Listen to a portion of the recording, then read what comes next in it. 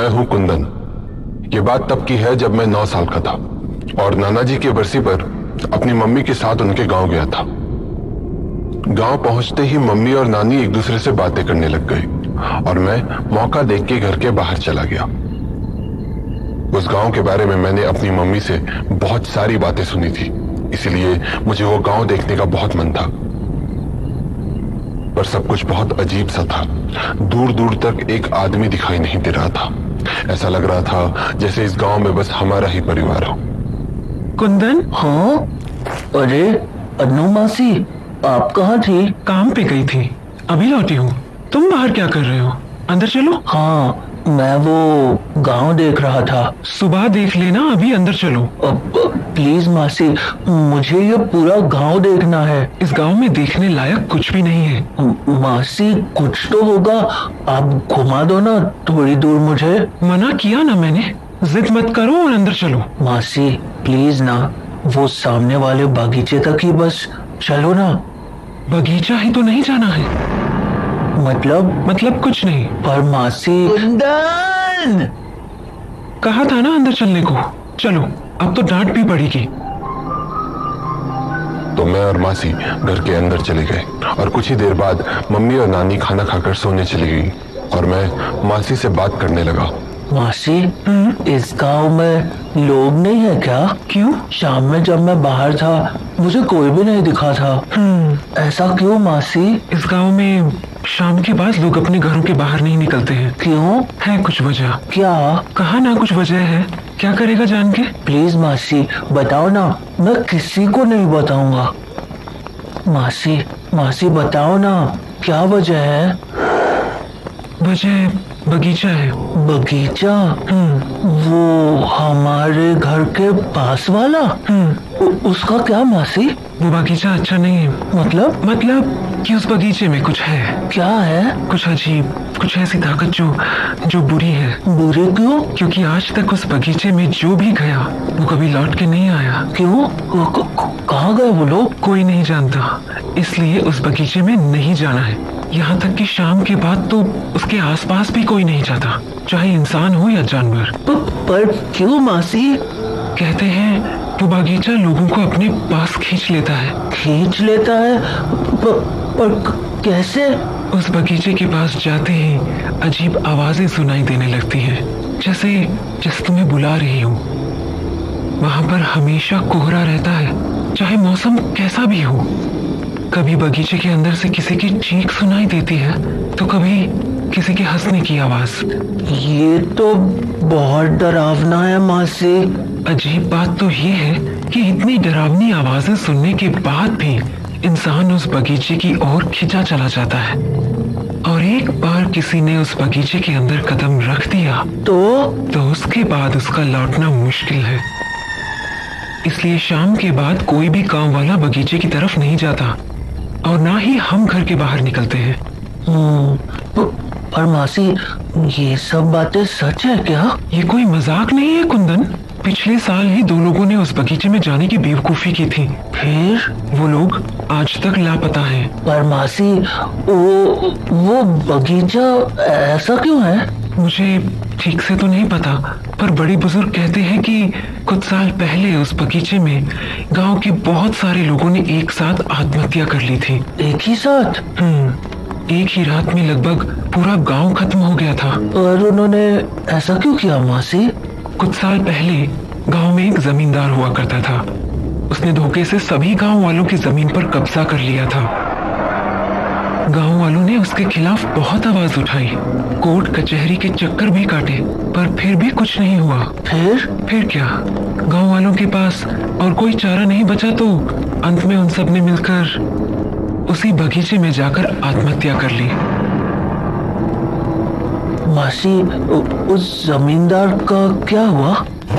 हाँ, रात हो गई है, हमें सो जाना चाहिए। पर मासी, उस जमींदार का क्या हुआ? पता नहीं। पर मासी। कहा ना पता नहीं, अब इस बारे में और बातें नहीं। रात बहुत हो चुकी है, जाओ जाकर सो जाओ। मासी, आप उस बगीचे में गए हो? पागल हो गए हो क्या? मैंने कहा ना उस बगीचे के आसपास कोई नहीं जाता। तुम अपना दिमाग कम लगाया करो, समझ गए? हम्म। जाओ जाकर सो जाओ। रात बहुत हो गई है।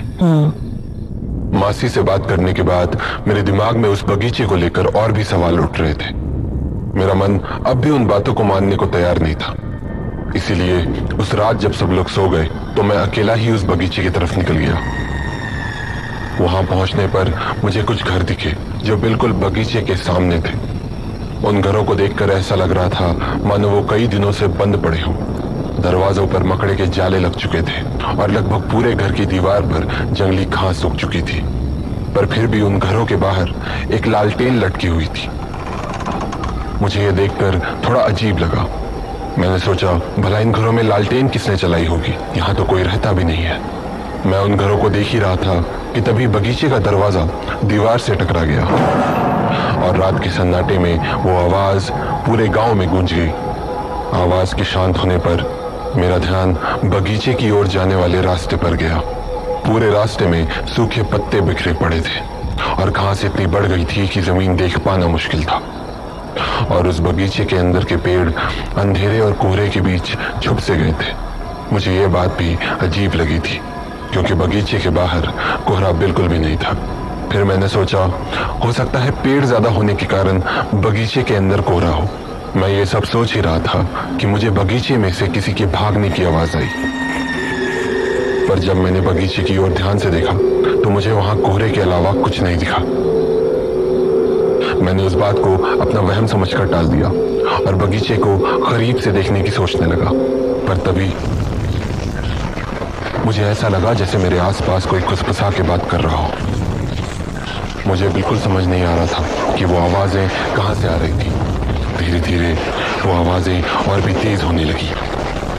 अब मुझे हल्का डर लगने लगा था। मैंने सोचा घर लौट जाता हूँ, पर तभी वो आवाजें किसी इंसान की आवाज में बदल गई और मेरा नाम पुकारने लगी।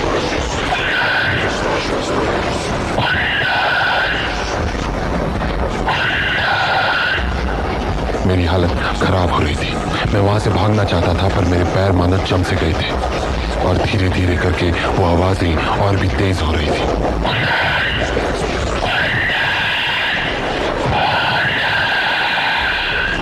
हाँ? हाँ? हाँ?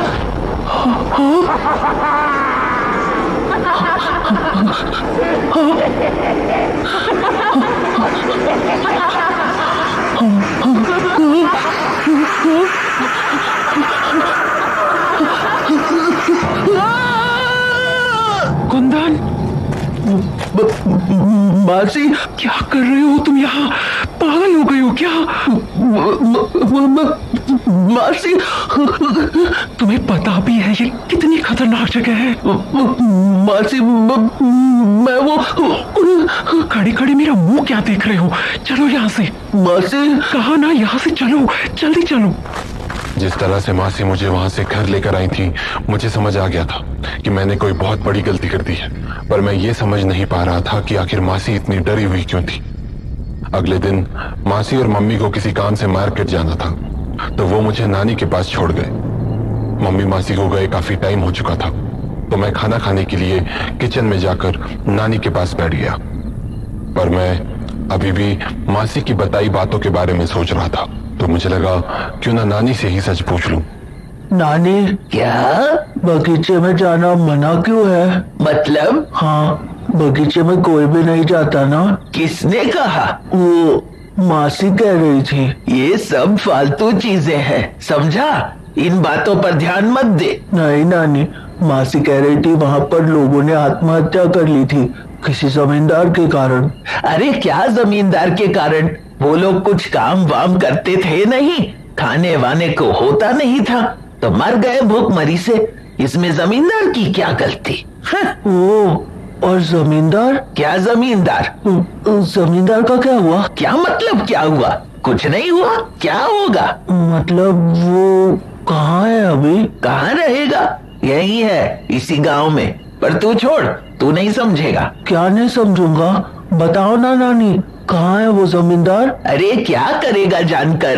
तुझे थोड़ी दिखेगा वो। हाँ? क्यों? क्यों नहीं देखेगा? बस ऐसे ही। अब बातें मत कर और खाना खा। नानी, पर वो है कहाँ? बताओ ना। अरे यही तो बैठा है तेरे बगल में। तुझे ही देख रहा है। हाँ, मेरे बगल में? नानी क्या बोल रही हो? ओफो, मैंने पहले ही बोला था ना कि तुझे नहीं दिखेगा। अब ज्यादा सवाल मत कर। पर कहा ना, दिमाग मत लगा, चुपचाप खाना खा और सो जा जाके। हाँ, मुझे नानी की बातें अजीब लगने लगी थी, तो मैंने जल्दी से खाना खाया और खटिया पर जाकर लेट गया।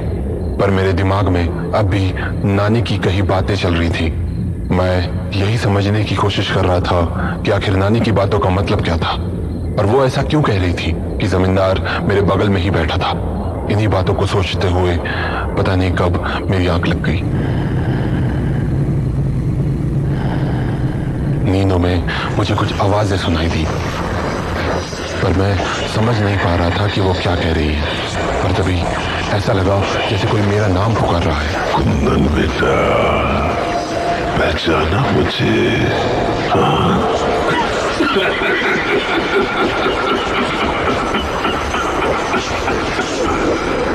मैं उन आवाजों को ध्यान से सुन ही रहा था कि तभी मेरी आंखों के सामने मेरे नाना का चेहरा आ गया।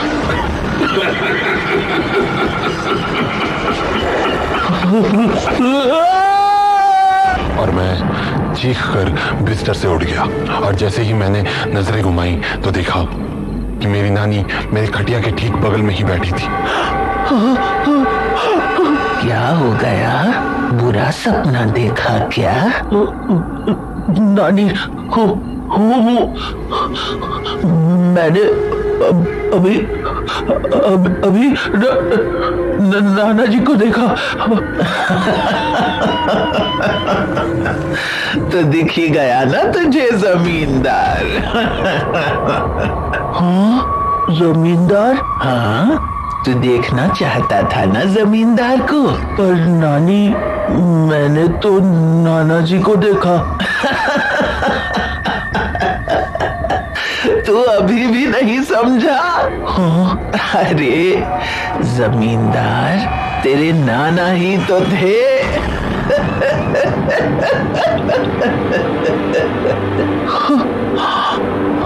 मुझे ये तो नहीं पता कि जमींदार वाली कहानी की असलियत क्या थी, पर उस रात के बाद मैं इतना तो जरूर समझ गया था कि वो गांव सचमुच भूतिया था, और उसका कुछ ना कुछ संबंध मेरे नाना नानी से जरूर था।